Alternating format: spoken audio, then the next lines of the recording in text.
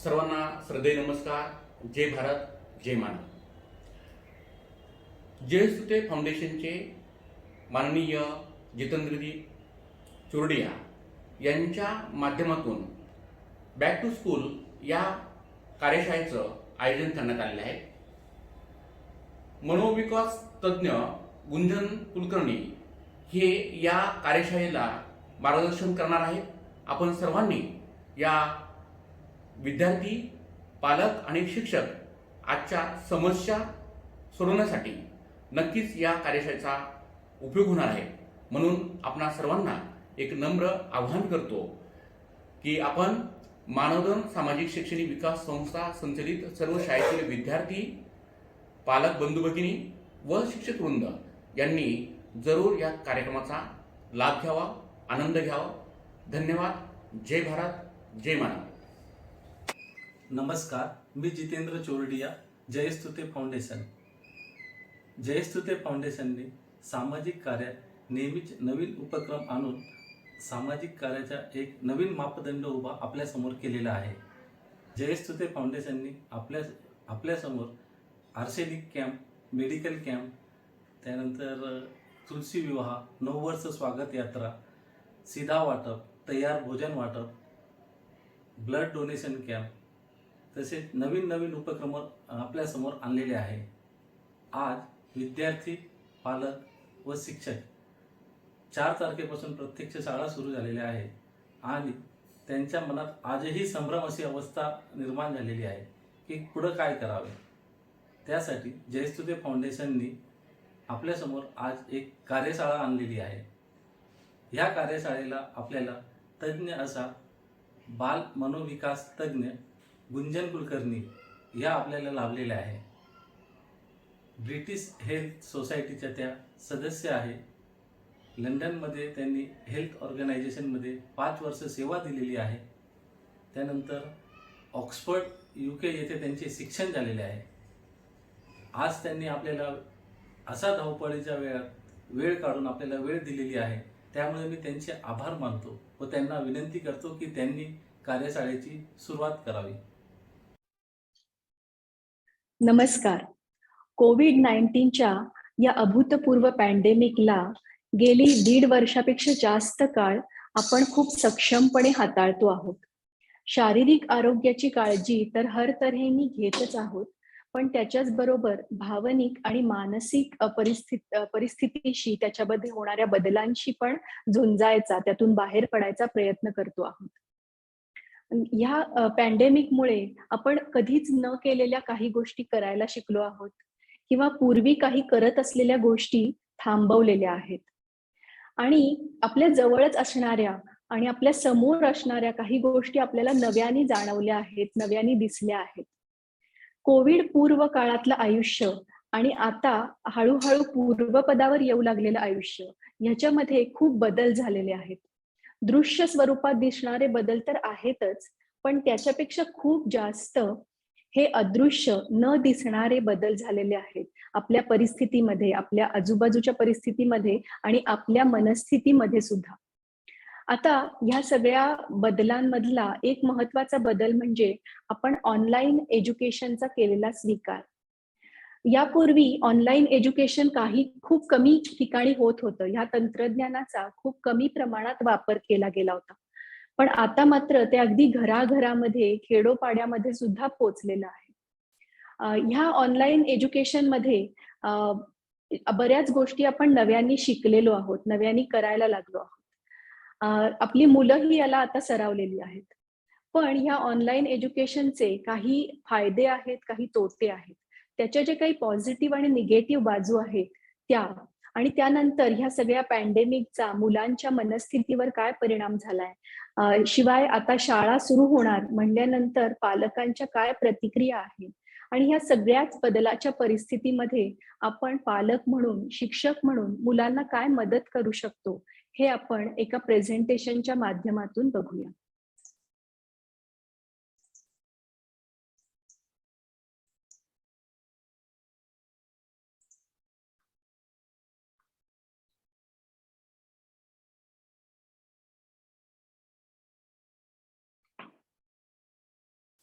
ही आपली हे जे आपण सत्र घेतो आहोत ते बॅक टू स्कूल, म्हणजे मुलं आता पुन्हा नव्याने शाळेमध्ये जाणार आहेत, खऱ्याच अर्थाने नव्याने शाळेमध्ये जाणार आहेत.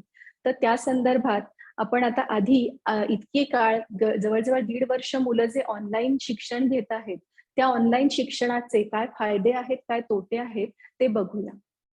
ऑनलाईन शिक्षणामुळे टेक्नॉलॉजीच्या डेव्हलपमेंट मधली शालेय पातळीवरची दुर्लक्षित राहिलेली नवीन संधी आपल्याला मिळाली आहे. तंत्रज्ञान वापरण्यासाठी मुलं उत्सुक असतातच, ती ते पटापट शिकतातही. पण आता घराघरातून आई बाबा आजी आजोबाही online meetings, online assignment upload download करायला सरावले आहेत. ऑनलाईन शिकवताना शिक्षकही खूप कल्पकतेनं ऑडिओ व्हिज्युअल माध्यमांचा उपयोग करून घेतात. आकृत्या दाखवत, आकर्षक ॲनिमेशनचे व्हिडिओ शेअर करत शिकवतात. टेक्नॉलॉजी वापरून मुलं खूप नवनवीन विचार करायला शिकतायत, त्यात अनेक प्रयोग करतायत आणि कधी कधी क्रिएटिव्हली पळवाट पण काढायला शिकतायत. ऑनलाईन शिक्षणामुळे काही मुलांमध्ये हाही बदल दिसतोय की ती स्वतःच्या अभ्यासाची जबाबदारी स्वतः घ्यायला शिकतात. अभ्यास हा फक्त क्रमिक पुस्तकातून नाही, तर अनेक रेफरन्स पुस्तकातून, चांगल्या वेबसाईट्स वरून करता येतो याची जाणीव मुलांना होते आहे. वेळेची फ्लेक्झिबिलिटी उपलब्ध झाली आहे. शिक्षकांनी पाठवलेले व्हिडिओज आपल्या वेळेनुसार वारंवार पाहता येतात. या माध्यमातून जग अजूनच जवळ आलंय यात शंका नाही. बाहेरच्या देशातील युनिव्हर्सिटी मधलं शिक्षण ऑनलाईन उपलब्ध झालं आहे. त्याच्याच बरोबर परदेशात राहणारी कितीतरी भारतीय मुलंही भारतात असलेल्या शिक्षकांकडून ऑनलाईन ट्युशन घ्यायला लागली आहेत. समुपदेशनाच्या क्षेत्रातही ऑनलाईन कन्सल्टेशनचा मार्ग उपलब्ध झालाय. तो लोक स्वीकारतायत सुद्धा. त्यामुळे लोकेशनचं बंधन न राहता सर्व गरजू लोकांना मदत करणं शक्य होतं. अर्थात ऑनलाईन शिक्षणाचा अतिरेक होतोय की काय असंही कधी कधी वाटतं. त्याचा सर्वात महत्वाचा तोटा म्हणजे वाढलेला स्क्रीन टाइम. आधीच मोबाईलवर खूप वेळ जायचा, आता तर अभ्यासासाठी लागतो म्हणल्यावर काय करणार, असं म्हणणारे खूप पालक आहेत. अतिरिक्त स्क्रीन टाइमचे दुष्परिणाम वेगळे सांगायला नकोत. मुलंच काय पण आपणही ते अनुभवतो आहोत. ऑनलाईन शिक्षणामुळे शिक्षकांचा आणि मुलांचा संवाद कमी झालाय.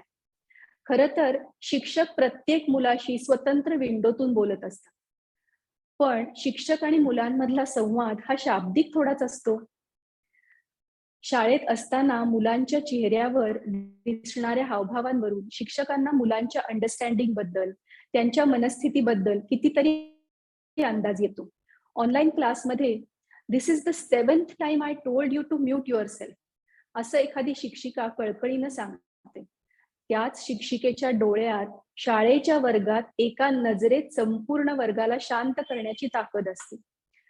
ऑनलाईन वर्गात नवनवीन मार्गांनी शिकवलं जातं खरं, पण मुलांचं शिक्षण नक्की किती झालंय हे शिक्षकांना कितपत कळत असेल शंकाच आहे. खऱ्या किंवा बनवलेल्या तांत्रिक अडचणी येतात. Network problem, mute unmute, video on off, नियम, पळवाटा, पुढचे नियम आणि त्या पुढच्या पळवाटा, हे चालूच राहतं. ऑनलाईन माध्यमात विषय आकर्षकपणे मांडता येतो, पण शाळेतलं आजूबाजूचं उत्साही वातावरण मिसिंग असल्यानं खूप मुलांना क्लासचा कंटाळा येतो ही तक्रार असते. घरातूनच आणि इंटरनेटवर शिकत असल्यानं एकाग्रता टिकवणं कठीणच होतं. विशेषतः मुळातच स्वभावात चंचलता असणारी मुलं तर अधिकच सैरभैर होतात. प्री प्रायमरीच्या मुलांनी तर स्क्रीन समोर शांतपणे बसून काही शिकावं ही अपेक्षा करणं हा त्यांच्यावर अन्यायच आहे. एका शाळेतल्या शिक्षिका मला सांगत होत्या, 4थीचा इतिहास शिकवताना छत्रपती शिवाजी महाराज मुलांना ऑनलाईन शिकवावे लागतात ह्या विचारानेच मी अस्वस्थ होते. महाराजांच्या गोष्टी ऐकताना वर्गात मुलांमध्ये एकत्रितपणे स्फूर्तीची, आदराची भावना निर्माण होते. ती ऑनलाईन मध्ये निर्माण तरी कशी होणार आणि माझ्यापर्यंत पोहोचणार तरी कशी? एकमेकांबरोबर शिकणं, टीमवर्क हा शालेय वयात शिक्षणाचा अविभाज्य भाग आहे. ऑनलाईन शिक्षणामुळे काही मुलं स्वावलंबी झाली आहेत, काही मुलांमध्ये मात्र दुर्लक्ष करण्याची, सगळं कॅज्युअली घेण्याची वृत्ती वाढलेली दिसते. माणसाच्या विकासाचा डेव्हलपमेंटल सायकोलॉजीचा विचार केला तर शालेय शिक्षणाचा खूप मोठा सहभाग त्यात आहे. आई, वडील, कुटुंबीय यांच्या नंतर समाजाची पहिली ओळख मुलांना शाळेमध्ये होते. सुरुवातीला पालकांपासून काही काळ डिटॅच होऊन मूल शाळेत जातं. शिक्षक, समवयस्क यांच्या माध्यमातून जगात राहण्याचं शिक्षण घेऊ लागतं. यामध्ये डिटॅच होणं आणि इतरांमध्ये मिसळणं या कृतींना मुलांच्या सोशल डेव्हलपमेंटच्या दृष्टीने अनन्यसाधारण महत्व आहे. आता घरात 1 किंवा 2 मुलं असतात. त्यांच्या बऱ्याच इच्छा न मागता पूर्ण होतात.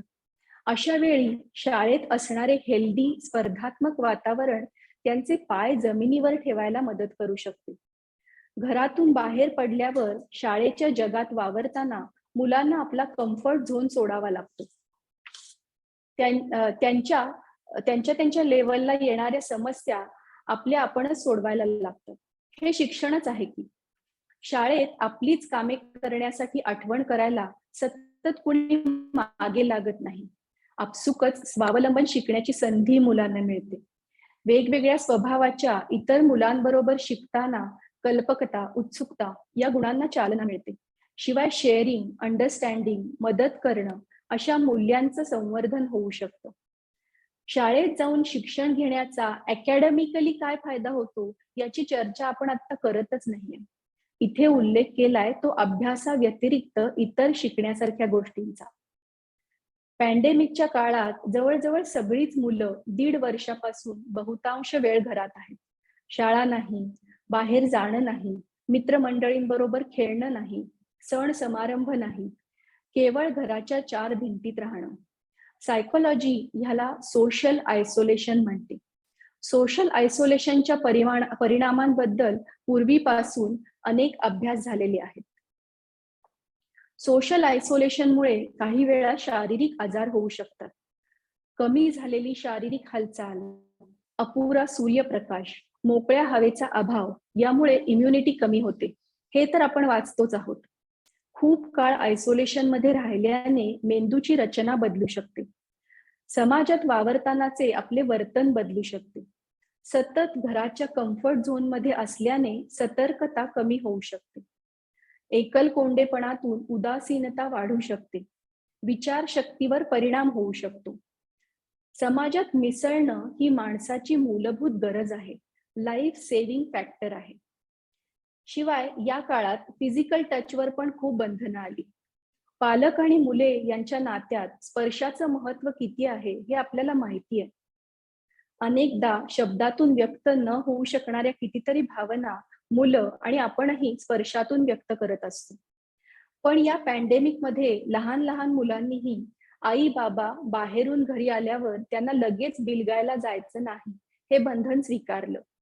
अर्थात त्याचे दूरगामी परिणाम त्यांच्या भावनांवर होतच असणार. हे आयसोलेशन या पॅन्डेमिक सिच्युएशनने आपल्यावर लादलेले आहे.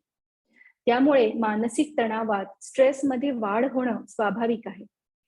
अनेक लहान मोठ्या मुलांमध्ये या सगळ्याच परिस्थितीतून भीतीची जाणीव वाढली आहे. हालचालीतला, वावरण्यातला, विचारातला मोकळेपणा कमी झाला आहे. वेगवेगळ्या देशांच्या इतिहासातून आढळून आलंय की दीर्घकाळ आणि संपूर्ण सोशल आयसोलेशन या गोष्टीचा वापर अनेकदा शिक्षा म्हणून, टॉर्चर म्हणून केला गेला आहे. आत्ताच्या या परिस्थितीतलं आयसोलेशन तर अधिक धोकादायक आहे. त्याचं कारण म्हणजे त्याच्यासोबत व्हर्च्युअल करमणुकीची अगणित साधनं उपलब्ध असणं. त्यामुळे काही लोकांच्या बाबतीत आयसोलेशन मधून बाहेर येण्याची, इतरांमध्ये मिसळण्याची, लोकांसोबत पुन्हा जुळवून घेण्याची इच्छाच कमी होताना दिसते. आणि हे आपल्या सगळ्यांसाठीच खूप घातक आहे.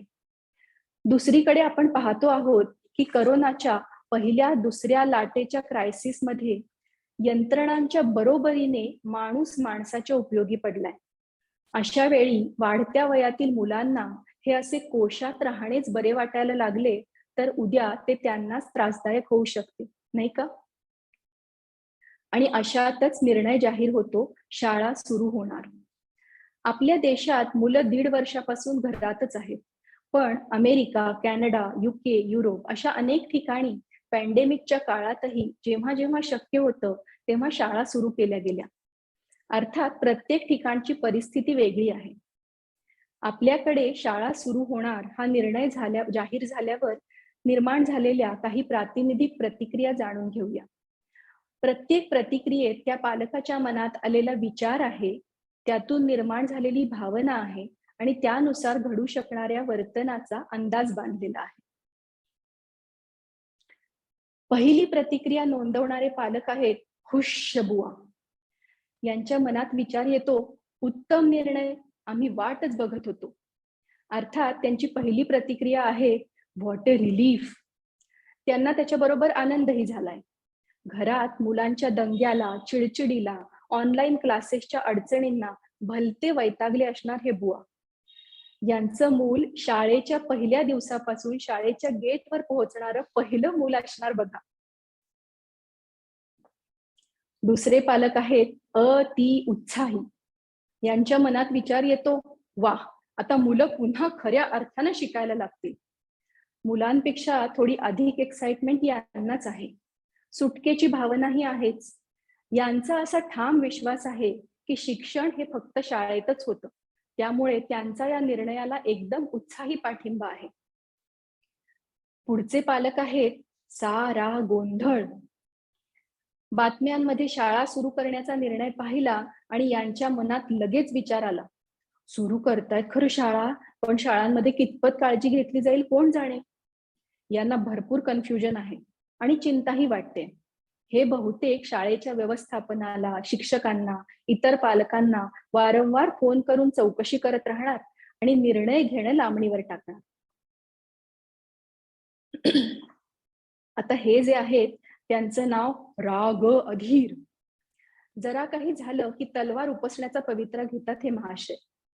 यांच्या मनात लगेच विचार आला, आमची मुलं म्हणजे काय गिनी पिग्ज आहेत का? कशाच्या आधारावर घेतला हा निर्णय?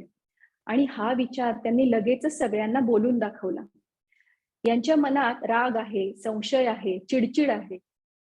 काही निर्णय घेण्यापेक्षा यांचा भर शाळेवर, समाजावर, राजकारण्यांवर, शत्रू देशांवर, पर्यायाने जगावर आणि अगदी देवावर सुद्धा सतत टीका करण्याचाच असणार.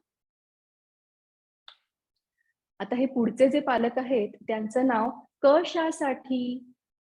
एका स्थितीतून दुसऱ्या स्थितीत काही बदल करायचा म्हणला की हे आधी शंका काढणार. यांच्या मनात विचार आला, शाळेत जायचं पण मास्क लावायचा, सोशल डिस्टन्सिंग पाळायचं, मग घरीच बरं आहे की. पॅन्डेमिकने उद्भवलेल्या या परिस्थितीत आत्ता कुठे हे स्थिरावलेत. त्यामुळे बदल करायचा म्हटला की त्यांना गैरसोय वाटते आहे. कशाला तो बदल अशी चिंता वाटते आहे. मुलांचे शाळेत जाणे शक्यतो टाळण्याकडेच यांचा कल असणार. या पुढच्या आहेत चिंतासुरी. सतत बातम्या पाहणार, व्हॉट्सअपचं नॉलेज अपडेटेड, त्यावर सांगितलेली प्रत्येक गोष्ट करणार आणि तरीही काळजी करत राहणार. शाळा सुरू होण्याचा निर्णय घेतल्यावर यांच्या मनात पहिला विचार येतो, आणि तिसरी लाट आली म्हणजे. या निर्णयाच्या विचारानेही त्यांना असुरक्षित वाटायला लागतं. शंका अजून वाढतात, स्ट्रेस वाढतो. या मुलांना स्वतः शाळेत पाठवणार नाहीतच, पण इतर पालकांनाही फोन करून करून सांगत राहतील की तुम्हीही पाठवू नका. हे पुढचे आहेत सदा उदास. अरे पण हे तर पालक नाहीत, टीनेज मधले एक चिरंजीव आहेत. अस्ताव्यस्त कपडे, कानाला सतत हेडफोन्स. अंघोळीसारखी क्षुल्लक गोष्ट रोजच्या रोज करायची नसते यावर त्यांचा ठाम विश्वास आहे. यांच्या मनात विचार येतो, अरे यार हे ऑनलाईनच बरं आहे ना, कोण रोजच्या रोज तयार होईल, शाळेत जाईल. यांची अतिशय गैरसोय होते आहे आणि त्यामुळे नेहमीपेक्षा जास्त चिडचिडही होते आहे. पालकांनी, शाळेनी अगदीच सक्ती केली तरच हे शाळेत जातील, पण त्यावरूनही रोज किरकिर करत राहतील. हे पुढचे जे पालक आहेत त्यांचं नाव आहे अरे देवा. हे तसे नाकासमोर चालणारे, नियम पाळणारे आहेत, पण प्रत्येक गोष्ट करण्याआधी यांना धाकधूक वाटते. त्यांच्या मनात विचार येतो, बापरे शाळा सुरू झाल्यात म्हणजे पाठवावं लागेल, पण काही इन्फेक्शन झालं तर कोण जबाबदार? नेहमीप्रमाणे त्यांना स्ट्रेस येतो, अँझायटी वाढते आणि कन्फ्युजन तर आहेच. हे मुलांना शाळेत पाठवतील, पण रोज ती घरी येईपर्यंत त्यांची चिंता करतील. रोजच्या रोज मुलांची शारीरिक तपासणी करतील आणि मानसिक उलट तपासणीही करतील. मास्क काढला नव्हतास ना? कुठे कुठे हात लावलास? दुसऱ्या कुणाच्या वॉटर बॉटल मधून पाणी नाही ना प्यायलंस? असं रोजच्या रोज सुरू राहील. हे जे शेवटची प्रतिक्रिया नोंदवणारे पालक आहेत, यांचं नाव आहे नित्य समाधानी. 4 ऑक्टोबर पासून शाळा सुरू होणार हे ऐकल्यावर त्यांच्या मनात विचार येतो, शाळा सुरू व्हायलाच हव्या होत्या. किती काळ मुलं घरात बसणार? त्याचे दुष्परिणाम त्यांच्यावर आणि सगळ्या कुटुंबावर होत आहेत. यांच्या मनात निर्णयाचं स्वागत आहे, आनंदाची, समाधानाची भावना आहे. मात्र मनाच्या कोपऱ्यात एक एक काळजीही वाटते आहे.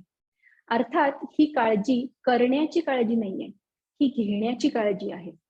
त्यामुळे ती अतिरिक्त चिंतेकडे जात नाही, अँझायटीकडे जात नाही. ते आपल्या मुलांना शक्य ती काळजी घेऊन, खात्री करून, मुलांवर आणि शाळेवर विश्वास ठेवून शाळेत पाठवतील. कारण यांना जाणीव आहे की परिस्थिती बदलत राहते. या बदलांशी विचारपूर्वक जुळवून घेणं हितकारक आहे. त्यातूनच समाधान निर्माण होतं. आपण वेगवेगळे स्वभाव आणि व्यक्तिमत्वाचे पालक पाहिले. त्यांच्या वैचारिक, भावनिक आणि वर्तनात्मक प्रतिक्रिया पाहिल्या. अर्थात हेही खरंय की आपण स्वतः व्यक्ती, पालक, शिक्षक म्हणून वेगवेगळ्या प्रसंगात वेगवेगळी प्रतिक्रिया देतो. कधी चिंता सुरी होतो, कधी अति उत्साही होतो, कधी अरे देवा होतो आणि कधी नित्य समाधानी होतो. पालकांच्या स्वभावाचे वर्णन करणे हा आत्ताच्या चर्चेचा मुद्दा नाहीये. इथं हे लक्षात घेणं महत्वाचं आहे की आपल्याला आपल्या भावनांचं नियमन, इमोशन्सचं बॅलन्सिंग करायचं आहे. आणि पुढची पायरी म्हणजे आपल्या मुलांना त्यांच्या भावनांचं बॅलन्सिंग करायला शिकवायचं आहे. वेगवेगळ्या पालकांच्या प्रतिक्रिया आपण पाहत होतो तेव्हा आपल्या लक्षात आलं की प्रत्येक व्यक्तीच्या मनात एक आणि एकच भावना आहे असं होत नाही. भावना नेहमीच संमिश्रपणे येतात. समाधान असलं तरी काळजीही असते, चिंता असली तरी सुटकेची भावनाही असते, संशयाबरोबर ताणही येतो. त्यामुळे आपल्याला नक्की काय वाटतं आहे हे आपल्या लक्षात आलं की त्या भावनांना बॅलन्स करणं शक्य होतं. पालक म्हणून, शिक्षक म्हणून आपण हा बॅलन्स साधू शकलो की मग मुलांना मार्गदर्शन करणं सोपं जातं. पालक आणि त्यानंतर शिक्षक ही मुलांना होणारी समाजाची पहिली ओळख आहे. तेव्हा आपल्या विचारांचे, भावनांचे, वागण्याचे पडसाद मुलांच्या विचार, भावना आणि कृतींवर उमटणारच की. विकासाचं मानसशास्त्र सांगतं की मूल गर्भात असल्यापासूनच पालकांच्या भावनिक आंदोलनांना प्रतिसाद देत असतं. त्यामुळे आपल्या समोर वाढणारं मूल तर आपली प्रत्येक कृती टिपत असणार, अंगीकारत असणार आणि त्यानुसार त्याचं व्यक्तिमत्व आकार घेत असतं. मुलं कशी वागतात आणि तशी का वागतात याचा विचार केला तर त्यांच्या भावनांचा अंदाज आपल्याला येतो. एखाद्या सतत चिडचिड करणाऱ्या मुलामध्ये स्ट्रेस आहे, असुरक्षितता आहे, भीती आहे, कंटाळा आहे, चिंता आहे, राग आहे, द्वेष आहे, यापैकी कुठली भावना प्रबळ आहे, डॉमिनेटिंग आहे याचा शोध घेणं महत्वाचं. जेव्हा त्याच्या भावना लक्षात येतील तेव्हा त्या भावनांचा स्वीकार करता येईल. मगच त्याला भावनांचा समतोल शिकवणं शक्य होईल. मुलांना त्यांच्या भावनांचं आकलन करून देणं आणि त्यानुसार वागण्यासाठी त्यांना मदत करणं ही त्या पुढची पायरी. मुलांच्या वर्तनावरून त्यांच्या भावनांचा अंदाज कसा लावावा, मुलांचा इमोशनल इंटेलिजन्स वाढवण्यासाठी काय करता येतं, हा खरं तर खूप व्यापक विषय आहे. त्यामुळे त्याची चर्चा पुन्हा केव्हा तरी करूया. गेल्या 1.5 वर्षात मुलांनी खूप बदल अनुभवले आहेत. सोशल आयसोलेशन मधून गेली आहेत, घरात आजारपण पाहिलेली आहेत, कुटुंबातल्या जवळच्या व्यक्तींना गमावलं आहे, ऑनलाईन शिक्षणाच्या परिणामांना सामोरी गेली आहे. अशा वेळी त्यांच्या मनात भावनिक उलथापालथ होत असणार यात शंका नाही. आता शाळा सुरू होत आहेत म्हणजे पुन्हा एक बदल, रुटीन मध्ये बदल, शिकण्याच्या पद्धतीमध्ये बदल, नियम पाळून मित्रमंडळींना भेटण्याच्या प्रक्रियेमध्ये बदल. ह्या अशा बदलाच्या परिस्थितीत आपण पालक आणि शिक्षक म्हणून त्यांच्यासाठी ही प्रोसेस थोडी स्मूथ करू शकतो का? सगळ्यात महत्वाची गोष्ट म्हणजे मुलांच्या तीव्र भावना ओळखूया. मुलांमध्ये शारीरिक लक्षणे दिसतात का यावर लक्ष ठेवूया. पुन्हा पुन्हा समजावून सांगूनही मुलं चिंता, भीती व्यक्त करतायत का याची नोंद घेऊया. शाळेत जाऊन मित्रांना भेटण्याची संधीही त्यांना इंटरेस्टिंग न वाटता त्याची काळजी जास्त वाटतेय असं होतंय का हे जाणून घेऊया. अशी अतिरिक्त चिंतेची, भीतीची, उदासीनतेची लक्षणं दिसत असतील तर त्याबाबत सायकोलॉजिस्टची मदत घेणं योग्य ठरेल. वरवर वेगळी दिसणारी काही लक्षणं डिप्रेशनची, अँझायटीची, सोशल मीडिया किंवा पॉर्न ऍडिक्शनची असू शकतात. हे सांगून पालकांना घाबरवून सोडणं हा उद्देश नाहीये, पण काही लक्षणांकडे अधिक गांभीर्यानं पाहायला हवं हे सांगण्याचा उद्देश आहे. मुलांची पर्सनॅलिटी डेव्हलप होत असते. अशा वेळी त्यांच्या या तीव्र भावनांची, लक्षणांची योग्य तपासणी करणं, त्यानुसार त्यांना उपचार आणि समुपदेशन करणं हे त्यांच्या भविष्यासाठी अत्यंत गरजेचं आहे. अजून एक गोष्ट आपण करू शकतो ती म्हणजे वयानुसार समजेल अशी स्पष्टपणे मांडलेली शास्त्रीय माहिती मुलांना देणं. कारण अशी माहिती ही मुलांच्या हेल्दी डेव्हलपमेंटची गरज आहे. त्यामुळे करोनाची साथ, त्याच्या लाटा, वॅक्सिन, त्याचे परिणाम, काळजी घेऊन आपलं रुटीन परत सुरू करण्याची गरज, स्वतःच्या शारीरिक लक्षणांची नोंद कशी ठेवायची, शाळा सुरू झाली तरी काय प्रिकॉशन घेणं गरजेचं आहे, या सगळ्या गोष्टी मुलांशी स्पष्टपणे बोलूया. त्यांची मतं जाणून घेऊया. काही मुलांना ऑनलाईन शिक्षण कम्फर्टेबल वाटू लागले. अशा मुलांना शाळेत जाऊन शिकण्याचे फायदे काय हे गप्पांमधून समजावून देऊया. महत्वाची गोष्ट म्हणजे मुलांसमोर किंवा मुलांना ऍक्सेस असलेल्या व्हॉट्सअप ग्रुपवर सुद्धा शाळेच्या व्यवस्थापनाविषयी शंका घेणं, शाळेबाबत, शिक्षकांबाबत नकारात्मक बोलणं कटाक्षानं टाळूया. नाहीतर मुलांची चिंता, भीती, अनाठाई वाढू शकते. हाच मुद्दा लैंगिकता शिक्षणालाही लागू पडतो. याविषयी मुलांशी कधी व कसे बोलावे हे जाणून घेण्यासाठी काही पालक आवर्जून समुपदेशकांना भेटतात. या पॅन्डेमिकने आपल्याला आपल्याच आयुष्यातल्या काही महत्वाच्या गोष्टींची जाणीव करून दिली आहे. कुटुंबाचे आपल्या आयुष्यातील महत्वाचे स्थान ही त्यापैकी एक गोष्ट. खेळीमेळीचे, परस्परांविषयी आदराचे, आस्थेचे वातावरण असणाऱ्या कुटुंबात मुलांना अधिक सुरक्षित वाटते. त्यांची जास्त चांगली वाढ होते हे तर आपल्याला माहित आहे. त्यामुळे या बदलांच्या, तणावाच्या वातावरणात कुटुंबात एकत्रित केलेल्या काही ऍक्टिव्हिटीज मुलांना आत्मविश्वास देतात. एकत्र खेळणं, फिरायला जाणं, कुकिंग करणं, चांगले चित्रपट पाहणं, नृत्य करणं, अशा साध्या सोप्या वाटणाऱ्या कृतीही मुलांना पालकांच्या अधिक जवळ आणतात. पालक, शिक्षक म्हणून आपलं वर्तन हे मुलांसाठी आरसा असतं. आपण आपल्या भावना, मग त्या अँझायटीच्या असोत, भीतीच्या असोत, असुरक्षिततेच्या असोत, त्या कशा व्यक्त करतो हे मुलांसाठी शिक्षण आहे. शाळा सुरू होणार या विचाराच्या चिंतेने आपणच खूप अस्वस्थ झालो. ही अस्वस्थता वारंवार व्यक्त करत राहिलो तर काही वेळा मुलं कोशात जातात किंवा खूप चिडचिडेपणा करायला लागतात आणि ते पाहून आपण अजूनच अस्वस्थपणे त्यांची काळजी करायला लागतो. मुलं मोकळेपणानं बोलतील व सांगितलेले ऐकतील यासाठी आपला त्यांच्याशी संवाद कसा असावा यावरही खूप सविस्तरपणे पुन्हा एखाद्या वर्कशॉपमध्ये बोलता येईल.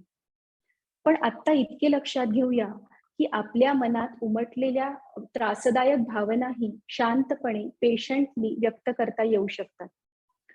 स्वतःच्या भावनिक बॅलन्ससाठी गरज असेल तेव्हा मदत घेणं उपयोगी ठरतं.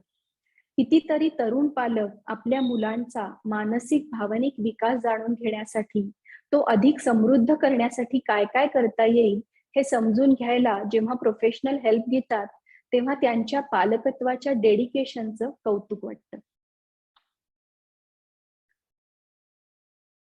आपलं म्हणणं कुणीतरी शांतपणे, ऍक्टिव्हली, लक्षपूर्वक आणि जजमेंटल न होता ऐकून घेत आहे, ही भावनाच खूप सुखावणारी आहे. याचा अनुभव आपण आपल्याही आयुष्यात काही वेळा घेतलेला असतो.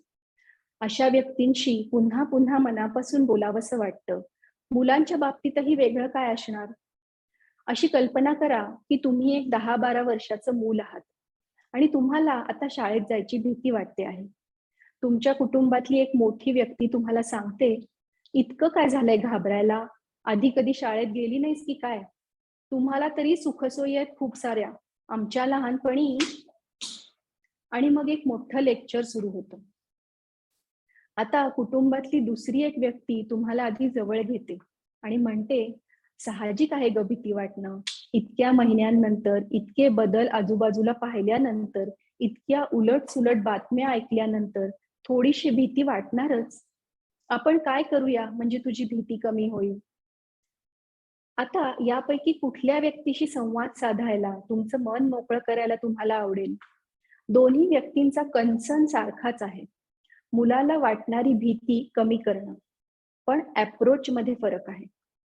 आणि मनमोकळ्या संवादासाठी तोच महत्वाचा आहे. पहिल्या व्यक्तीचा अप्रोच उपदेश करण्याचा आहे, तर दुसऱ्या व्यक्तीला सोल्युशन काढण्यात इंटरेस्ट आहे. दुसऱ्या व्यक्तीशी बोलता बोलता मूल स्वतःच आपल्या भीतीवर काही उपाय शोधण्याची शक्यता आहे. ऐकून घेणं याचा अर्थ सहमत होणं असा नाही. संवादातून समस्या सोडवण्यासाठी मुलांना मुळात आपल्या कुठल्याही भावना पालक नीट समजून घेतात याची खात्री होणं आवश्यक आहे. शिवाय शाळा सुरू झाली म्हणून मुलांकडून लगेच चांगल्या परफॉर्मन्सची अपेक्षा करता येणार नाही. त्यांना नव्यानं शाळेत रुळू द्यावं लागेल. त्यांच्या बाबतीत पेशन्स ठेवावा लागेल. कारण घराघरात शिरलेल्या आजारामुळे मुलं खूप संवेदनशील आणि हळवी झालेली आहेत. संवादाचा सहृदय अप्रोच हा लहान मुलांच्या वागण्यातही उतरलेला दिसतो. माझ्याकडे येणाऱ्या एका आईला मी तिच्या 7 वर्षाच्या मुलीशी कसा संवाद साधता येईल याचं मार्गदर्शन करत होते.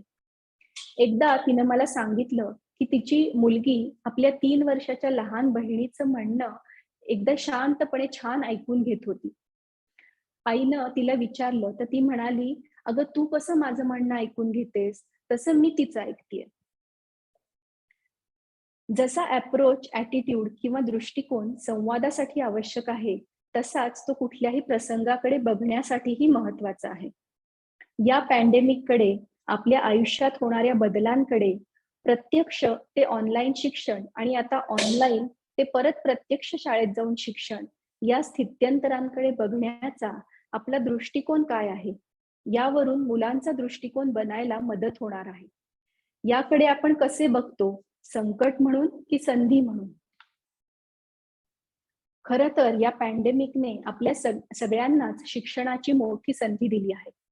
पालक, शिक्षक, मुलं आणि सर्वांसाठीच समतोल साधण्याचं शिक्षण. इतरत्र वावरण्याचा मुक्तपणा हवा आणि स्वतःला सुरक्षितही ठेवता यायला हवं. मनाप्रमाणे वागण्याचं स्वातंत्र्यही हवं आणि स्वतःला व इतरांना त्रास होणार नाही याची खबरदारीही घ्यायला हवी. आहे त्या परिस्थितीचा स्वीकार करता यायला हवा आणि जे बदलता येईल ते बदलण्याची क्षमताही हवी. आर्थिक सामाजिक विस्ताराचा आवेग, उत्साह हवा आणि जगण्याचा वेगही नियंत्रणात ठेवता यायला हवा. आपल्याला जे करणं शक्य आहे ते करण्याची मेहनत हवी आणि जे अशक्य आहे ते सोडून देण्याचा संयमही हवा. आपण स्वतःला कुठपर्यंत मदत करू शकतो हे जोखता यायला हवं आणि त्यातील मर्यादा लक्षात घेऊन गरजेप्रमाणे मदत घेता यायला हवी.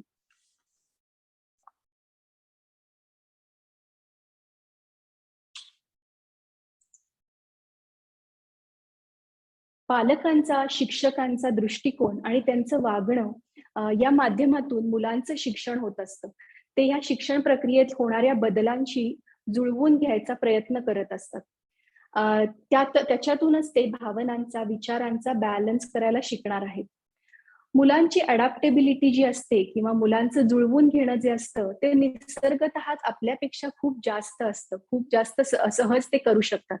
त्यांना गरज असते ती योग्य मार्गदर्शनाची शांतपणे मनमोकळा संवाद करू शकतील अशा वातावरणाची, सुरक्षित कुटुंबातल्या वातावरणाची आणि शास्त्रशुद्ध आणि स्पष्ट अशा माहितीची त्यांना गरज असते.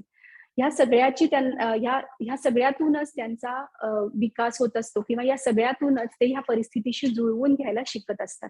त्याच्यातूनच ते त्यांच्या भावना आणि विचारांचा बॅलन्स शिकणार असतात. आपण आता ह्या सगळ्या ज्या गोष्टी आपण पाहिल्या त्या कौटुंबिक आणि शालेय परिस्थितीमध्ये, शालेय वातावरणामध्ये आपण काय काय करू शकतो ते पाहिलं. पण काही ठिकाणी मात्र पालकांचा आणि मुलांच्या एकमेकांच्या संवादामध्ये खूप फ्रिक्शन्स असतात किंवा पालकांना मुलांची जी भावनिक आंदोलनं होत आहेत किंवा मूड स्विंग्स होत आहेत त्याची खूप काळजी वाटत असते. काही मुलं काही वेळेला खूप उदास राहत असतात. आपल्याला स्वतःला एखाद्या खोलीमध्ये बंद करून ठेवत असतात किंवा सतत फोनवरती, सतत लॅपटॉपवरती असतात, त्याच्या इंटरनेटवरती काहीतरी बघत असतात. त्यांच्यामध्ये एकलकोंडेपणा वाढलेला असतो, डिस्ट्रॅक्शन वाढलेलं असतं, एकाग्रता कमी झालेली असते किंवा अभ्यासामध्ये समस्या येत असतात त्यांना, त्यांचा कॉन्फिडन्स कमी झालेला असतो. या सगळ्या गोष्टी या पॅन्डेमिकच्या काळामध्ये खूप सरफेसवर येत आहेत किंवा खूप जाणीव त्यांची त्या गोष्टींची होते आहे. अशा केसेसमध्ये मात्र तुम्ही सायकोलॉजिस्ट किंवा सायकियाट्रिस्टची मदत घेणं हेच खूप महत्वाचं आहे. कारण ह्या गोष्टी वेळच्या वेळेला त्याचं निदान होणं, वेळच्या वेळेला त्याच्यावरती उपचार सुरू होणं, समुपदेशन होणं हे अत्यंत महत्वाचं आहे.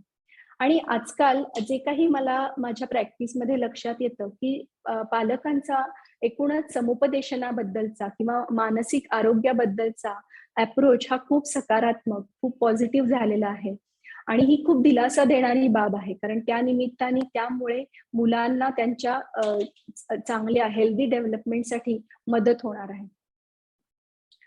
आपण माणसाचा विचार केला तर तो मुळातच बदलाभिमुख आहे. बदलाभिमुख म्हणजे परिस्थितीशी जे पडेल ती परिस्थिती त्याच्याशी जुळवून घेणं हा त्याचा स्वभाव आहे, मूळचा निसर्गतः झालेला स्वभाव आहे आणि म्हणूनच मानव इतका पुढे आलेला आहे, त्यांनी बरीच प्रगती केलेली आहे. आणि आतापर्यंत सुद्धा अनेक वेगवेगळ्या प्रकारचे अशाच पॅन्डेमिक्स येत गेले किंवा पहिलं महायुद्ध, दुसरं महायुद्ध अशा सिच्युएशन्स मधून माणसांनी त्या परिस्थितीशी जुळवून घ्यायला शिक्षण माणसाचं झालेलं आहे, त्या परिस्थितीत त्यांनी जुळवून घेतलेलं आहे. तर आता या पॅन्डेमिकनी सुद्धा ते पुन्हा एकदा सिद्ध केलं की आपण बदलांशी जुळवून घेऊ शकतो. पण ही कसं जुळवून घेऊ शकतो ही गोष्ट त्यातली खूप महत्वाची आहे. मराठी भाषेमध्ये एक म्हण आहे, आलिया भोगासी असावे सादर. आता ही म्हण खरं तर काही वेळा खूप निगेटिव्ह टोन मध्ये म्हणली जाते किंवा उदासपणे म्हणली जाते, कारण आपण त्यातला एक महत्वाचा कीवर्ड मिस करतो आणि तो कीवर्ड आहे सादर, आदर, आदरासह. त्यामुळे कुठलाही बदल, कुठलीही परिस्थिती आपल्यावर येते तेव्हा ती जर आपण आदरपूर्वक स्वीकारली तर त्याच्यामध्ये तक्रार नसते, त्याच्यामध्ये समाधान असतं, त्याच्यामध्ये शिकण्याची संधी असते. तर ही अशा प्रकारे जर आपण ही जी काही परिस्थिती आहे, हे बदल आहेत, याच्याकडे आपण स्वतः जर जास्त सकारात्मकपणे बघायला लागलो, त्याचा संधी म्हणून त्याच्याबद्दलचा दृष्टिकोन आपला बदलला तर तो मुलांच्याही वागण्यामध्ये दिसणार आहे आणि आपल्याला मुलांनाही त्या प्रकारची मदत करता येणार आहे. तर त्यामुळे ह्या संकटाकडे सातत्याने वेगवेगळ्या प्रकारची संकट पुढे पण आयुष्यामध्ये येणार आहेत. म्हणजे मुलांना हे एक संकट आलं आणि हे संपलं, हे झालं की संपलं सगळं असं नाही. आपल्या आयुष्यात येणार आहेत, कठीण प्रसंग येणार आहेत, संकट येणार आहेत.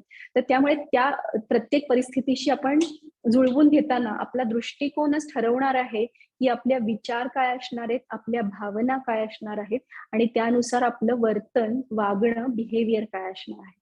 तर त्यामुळे हा दृष्टिकोन महत्वाचा आहे. त्यामुळे यापुढे सुद्धा वेगवेगळ्या संकटांमध्ये, कठीण प्रसंगामध्ये सातत्याने संधी शोधणाऱ्या सगळ्या मुलांना, पालकांना आणि शिक्षकांना खूप खूप शुभेच्छा. धन्यवाद.